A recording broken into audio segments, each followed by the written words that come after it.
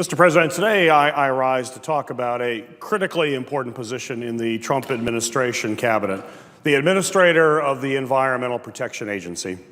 The EPA is charged with making sure that all Americans are safeguarded from major environmental threats to human health, where they live, where they learn, and where they work. Originally proposed by a Republican administration, the EPA's mission has been supported by Democrats, Republicans, and independents alike. Clean air to breathe and clean water to drink are basic human needs that we all must work to protect. Disagreements involving the EPA usually stem from how to best preserve our vital resources, and we certainly welcome those debates here in the United States Senate. Oftentimes, the role of the Environmental Protection Agency is to provide a check and balance to activities that pollute our air, dirty our waterways, and contaminate our land. This is why I am so troubled by the nomination of Scott Pruitt as EPA Administrator. Mr. Pruitt's track record on environmental issues as Oklahoma's Attorney General is, in a word, dismal.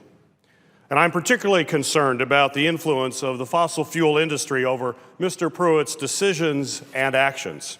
As Oklahoma's Attorney General, he filed 14 lawsuits against the EPA to undermine their efforts. And in 13 of those cases, companies that gave political donations to Mr. Pruitt also joined in that suit. As a ranking member of the Science Subcommittee, I am worried that scientific data at the Environmental Protection Agency will be minimized, suppressed, or politicized. Mr. Pruitt has tried to instill doubt in the strong consensus of global climate change scientists, claiming that the debate on fundamental scientific principles is far from settled.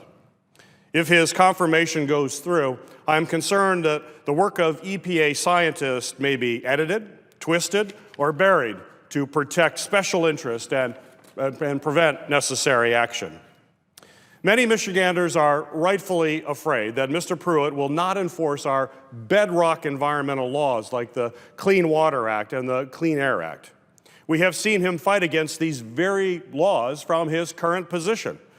Mr. President, all across the nation, communities are dealing with contamination and environmental catastrophes. Rural and urban communities alike depend on the strength of these laws, as well as EPA's resources and their expertise.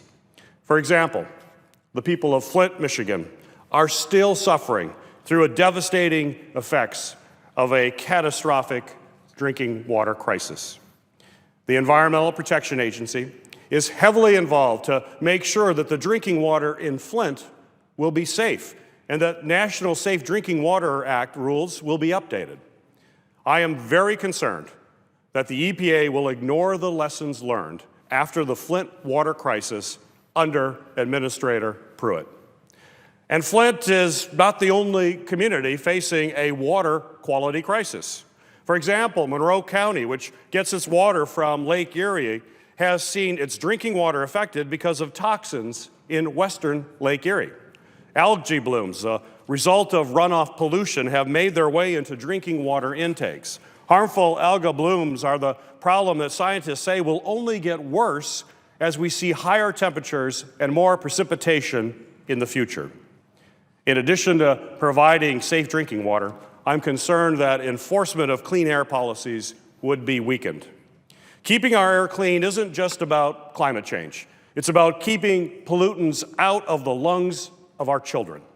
People in places like southwest Detroit and St. Clair County all too often suffer the harmful impacts from poor air quality. Detroit has some of the highest child asthma rates in the entire country. Mr. President, children can't learn if they are too sick to be in school. Mr. Pruitt has a record we can look at, and it is very extreme. He has attacked measures that reduce interstate smog pollution, including protections against arsenic and mercury. Mr. President, if Mr. Pruitt has sought to weaken these protections around the country and protect us from poisons like arsenic and mercury, I think we have to ask a question. If he is confirmed, Will he be protecting American families?